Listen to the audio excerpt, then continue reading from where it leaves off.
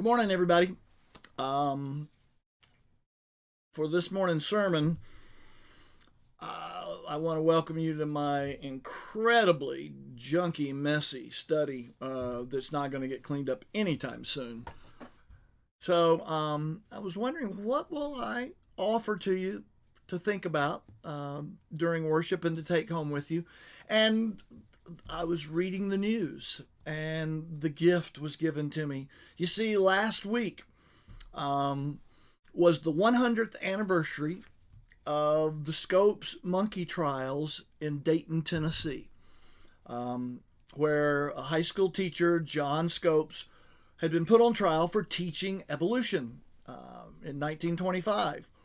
That was against the law because Tennessee had just enacted what was called the Butler Act, and that was teaching anything related to evolution was against the law.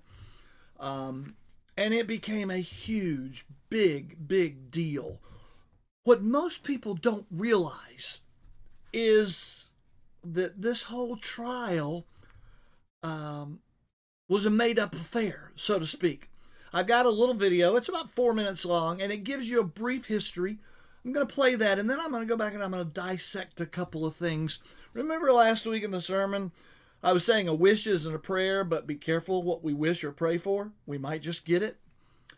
That's what happened in Dayton, Tennessee with the Scopes monkey trials. And I've got a little personal connection here because I'll mention later on in the end, my college roommate, my freshman year, was from Dayton, Tennessee. He not only was that, he was a preacher's kid, and not only that, his father was the preacher at First Baptist Church in Dayton, Tennessee. And I made one trip. He finally wore me down. I made one trip to visit his hometown, heard about the Scopes monkey trials nonstop almost. And I realized, you know what? You people haven't gotten over this yet. More on that. I'll get you the personal impact. But that's why this sort of resonates with me. But right now, we need to start with just a very short video, and it's fairly well done, but it gives you the party line explanation. And I'm going to come back, and I'm going to pull it apart, and then I'm going to tell you what really happened, okay? In 1925, a substitute teacher named John Scopes became the focal point of one of the most famous trials in American history. What was John Scopes placed on trial for? What was the outcome of this case? Tennessee passed the Butler Act in 1925. This law forbade public school teachers from teaching the theory of evolution in place of the biblical account of man's creation. The American Civil Liberties Union felt that this law was in violation of the United States Constitution. In order to test the law in court, they sought out science teachers who had been accused of violating the law. John T. Scopes was a football coach at Ray County High School in Dayton, Tennessee. While substituting for the biology teacher, he taught the chapter of the textbook which included the theory of evolution. After much convincing from the ACLU, he agreed to be placed on trial in order to challenge the Butler Act. He was officially charged with violating the Butler Act on May 5, 1925. He was placed under arrest, but immediately released after paying a $500 bail. When the case went to trial, both sides brought in prominent and well-known attorneys to argue their side of the case. The prosecution was represented by former Secretary of State and three-time presidential candidate William Jennings Bryan. Meanwhile, Scopes was defended by Clarence Darrow, one of the most well-known lawyers of the 1920s. The two sides argued for 8 days. The defense suggested that the law was unconstitutional and that it violated not only teachers' individual rights, but their academic freedoms as well. The prosecution berated the public school system for attempting to teach children that humans were essentially no different than any other type of mammal. Bryan ridiculed the idea that humans were descended from monkeys. At one point, Darrow even insisted that Bryan take the witness stand. The two men battled back and forth over the factual merits of evolution biblical stories, and religion in general. Meanwhile, the judge attempted to remind the jury that they were not there to deliberate the constitutionality of the Butler Act, but merely to establish whether or not John Scopes had violated the law. Journalists from all over the nation reported on the trial as more than 200 newspapers covered the event. H.L. Mencken, the most famous journalist of the era, wrote several different articles in which he scoffed at the local residents, referring to them as yokels.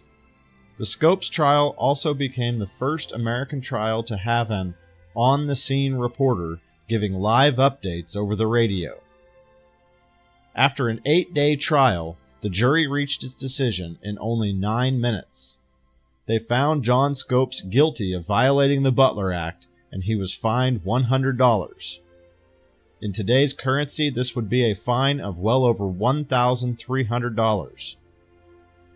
The case was eventually appealed to the Tennessee State Supreme Court, where the Butler Act was found to be constitutional. Scopes' conviction was eventually tossed out on a technicality. The Scopes trial had several different ramifications. The trial had an immediate impact on public school classrooms. Throughout the 1920s and 30s, biology textbooks eliminated references to evolution in an attempt to avoid controversy. Additionally, the trial highlighted the growing religious fundamentalist movement in America, as well as the changing American culture. Today, the Scopes trial is remembered as a pivotal moment in American history. The Ray County Courthouse is preserved as a historical museum, and each year, the townspeople of Dayton, Tennessee, reenact the famous trial. It's not a bad overview. There's some problems with it right away, but it gives you the idea. 8-day trial. It was a nationwide phenomenon. WGN in Chicago radio, it still exists today, by the way. It's one of the strongest talk radio AM stations in the nation. They sent people to cover it. H.L. Mencken from Baltimore, who was called the Sage of Baltimore, real acerbic journalist. He could cut you to shreds in his writing. He came down, reported on it every single day.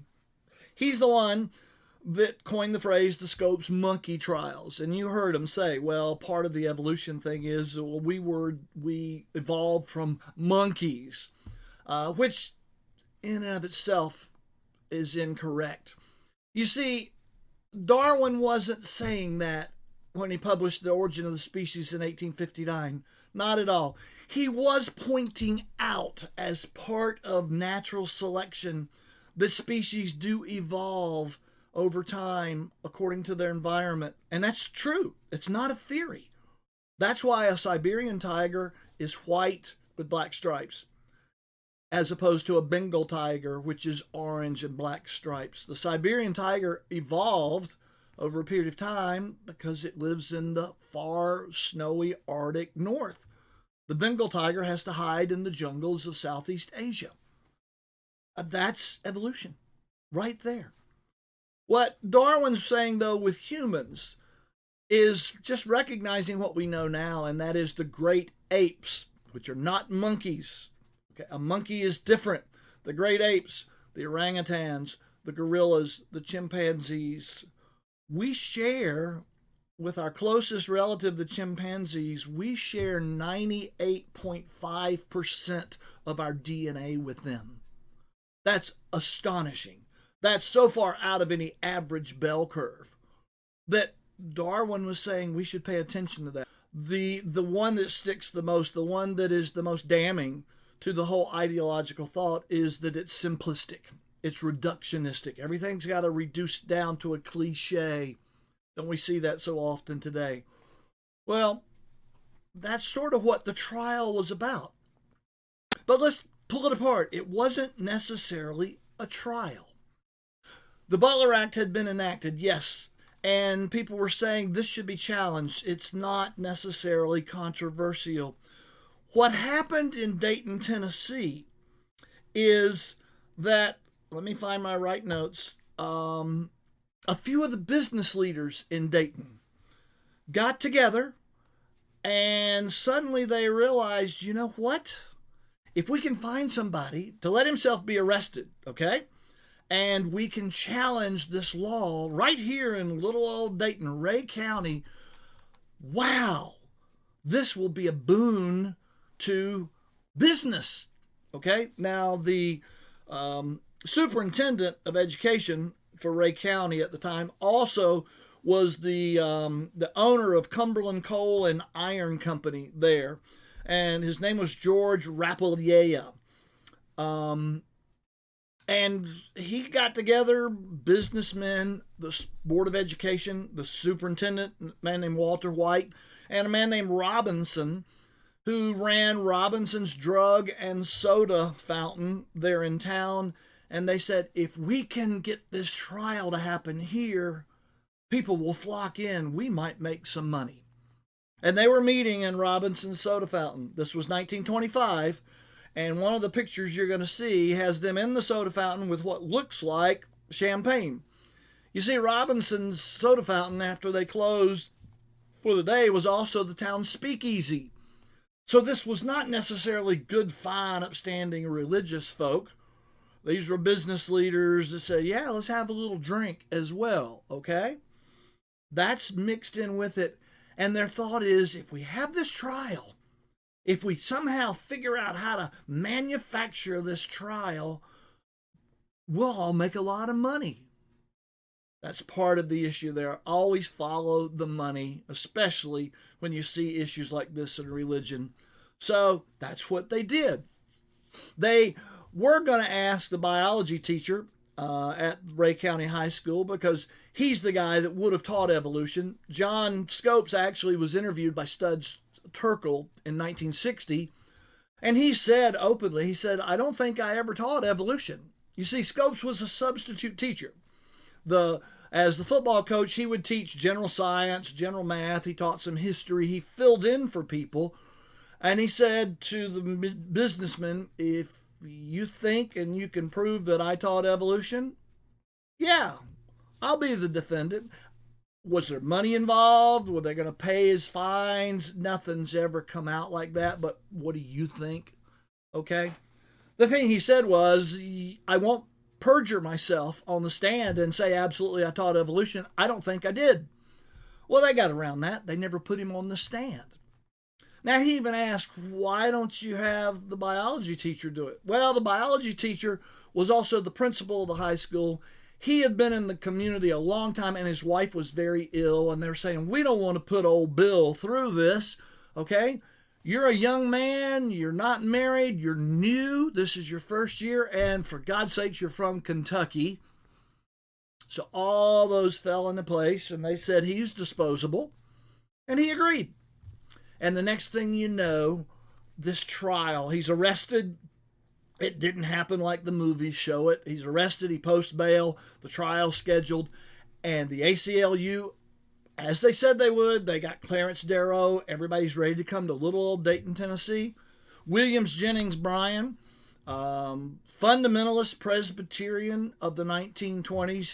He was part of our fundamentalists, moderate sort of split that happened in the Presbyterian Church in the 20s. He flocked in and said, I'll take up this cause. This is it's a battle between good and evil.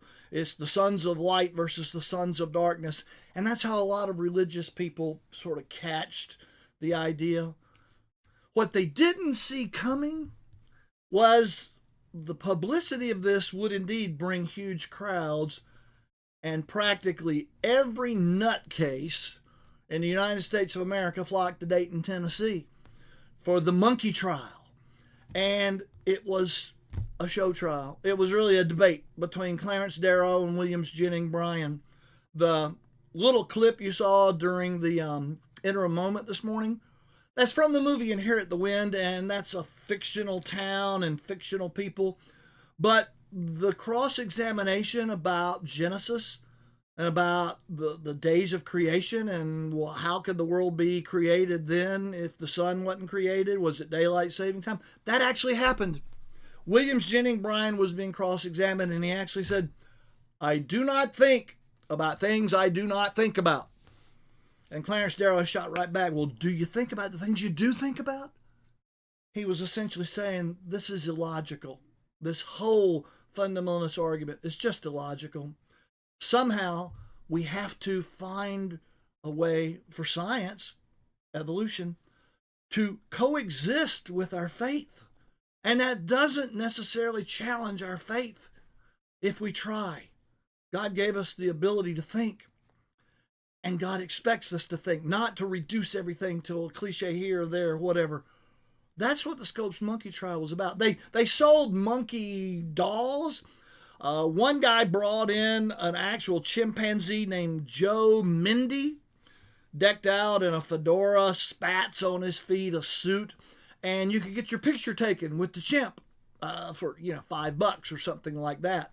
People brought in their books and their religious texts, and Dayton became, and essentially Dayton, Tennessee became the laughingstock of the United States. Some of that's because H.L. Mencken decided he's going to take them down. He's going to make them look like the morons that he thought they were. And a lot of that happened. But deep into it, this wasn't a battle between good and evil. This was a made-up fight in order simply to try to prove a point. And it really didn't. It made them look rather foolish, rather provincial. And that still goes on. Let me sort of close. I don't want to go too deep and take too much time. I mentioned that my roommate John kept inviting me to come to Dayton, Tennessee. Come to Dayton, Tennessee. That's where I'm from. It's where the monkey trials were held. And I didn't have a clue what the monkey trials were. So he finally wore me down. There wasn't a Tennessee ball game that weekend. He played in the marching band. As a matter of fact, he came to UT on a full scholarship.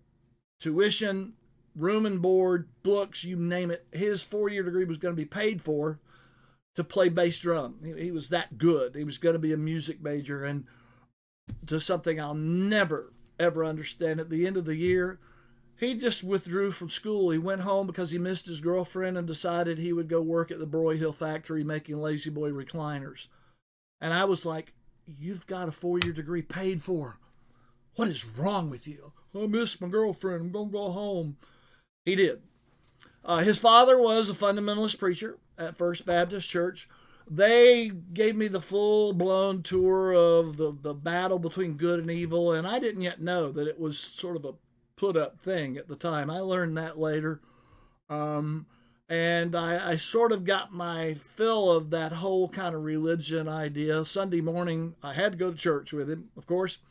And John went and sat in the choir because, well, I'm home. I got to sing in the choir. So I'm sitting at the back row, somewhere back there.